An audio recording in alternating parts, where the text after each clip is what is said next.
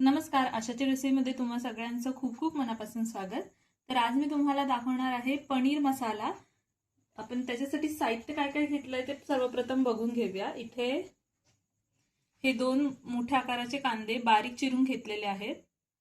इथे 1.5 मोठ्या आकाराचा टोमॅटो बारीक चिरून घेतलेला आहे। आलं लसूण पेस्ट लागणार आहे आपल्याला। फ्रेश क्रीम म्हणजे ही ह्याच्याऐवजी तुम्ही दुधावरची साय सुद्धा घेऊ शकता। इथे कोथिंबीर बारीक चिरलेली आहे। ही कसुरी मेथी आहे, तिला थोडी क्रश करून घेतले। मटर पनीर मसाला आहे, पनीर मसाला नुसता असो तोही चालेल। इथे तेल आणि तूप मिक्स घेतलेले आहे। हा घाटी मसाला 1 मोठा चमचा, 1 छोटा चमचा हळद, 1 छोटा चमचा काश्मीरी मिरची पावडर, 1 छोटा चमचा मीठ, इथे प्रत्येकी 1 छोटा चमचा धना जिरा पावडर, ते 2 तेजपत्ता, थोडासा दालचिनी घेतलेली आहे, 4 लवंग, 4 काळी मिरी आणि ते 200 ग्राम पनीर घेतलेले। तर सर्वप्रथम आपण तेल आणि तूप जे घेतलं होतं ते तापत ठेवलेलं, त्याचा गरम झालेलं आहे ते तेल। आपण ह्याच्यामध्ये जे खडे मसाले घेतलेले ते खडे मसाले टाकून घ्यायचे आणि लगेचच आपण त्याच्यात कांदा टाकणार आहे।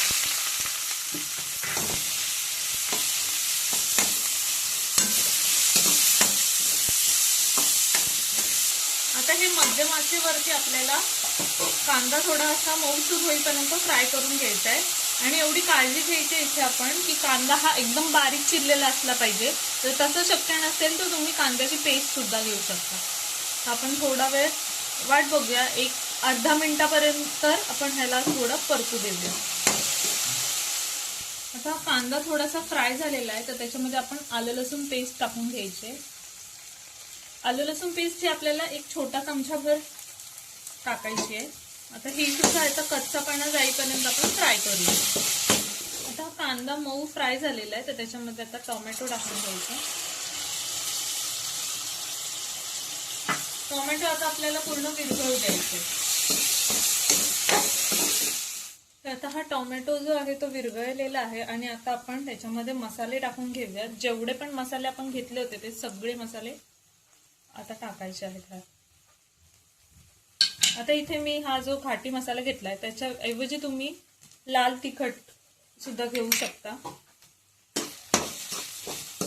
आता हे थोडेसे मिक्स करायचे। आता ह्यात हे करपू नये म्हणून साठी आणि एकदम ड्राय झालंय तर त्याच्यामध्ये आपण थोडंसं पाणी टाकायचंय। आता ह्यातच जो आपण पनीर मसाला घेतलेला, आता हे छोटं पॅकेट आहे 10 रुपयावाला, तर मी पूर्ण टाकते ह्याच्यामध्ये।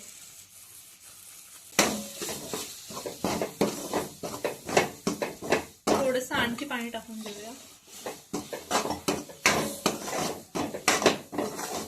आता जी कसुरी मेथी घेतलेली ना, ती कसुरी मेथी सुद्धा इथे आपण टाकून घ्यायची।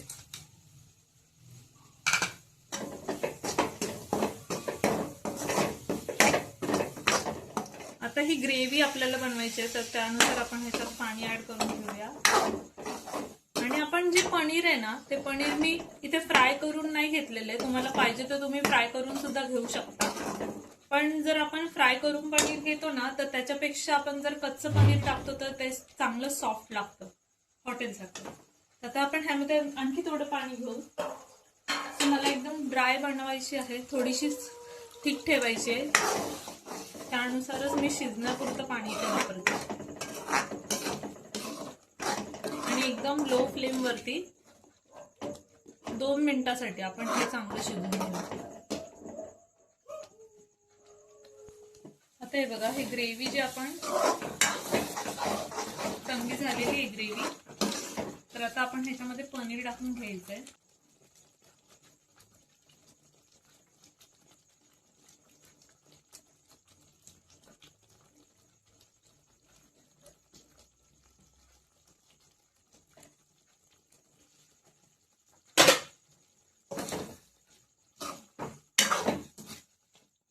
पनीर मिक्स करताना थोडं हलक्या हाताने करायचं, नाही तर त्याचे चुरा होऊ शकतो।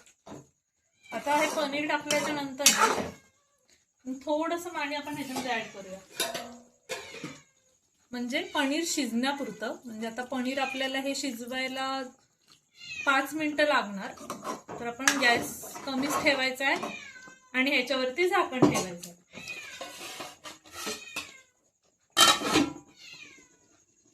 तर आता आपली 5 मिनिटं झाली आहेत. पनीर सुद्धा आपलं शिजलेलं आहे व्यवस्थित. तर आता आपण ह्याच्यावरती कोथिंबीर टाकून घेऊया.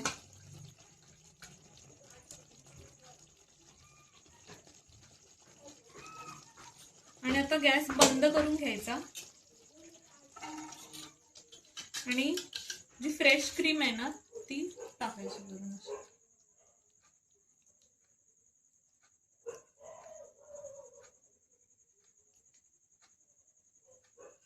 तर अशा प्रकारे आपली हे पनीर मसाला, ढाबा स्टाईल पनीर मसालाची भाजी तयार आहे.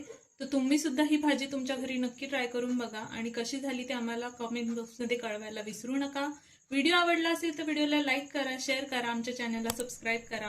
व्हिडिओ शेवटपर्यंत पाहिला त्यासाठी खूप खूप धन्यवाद.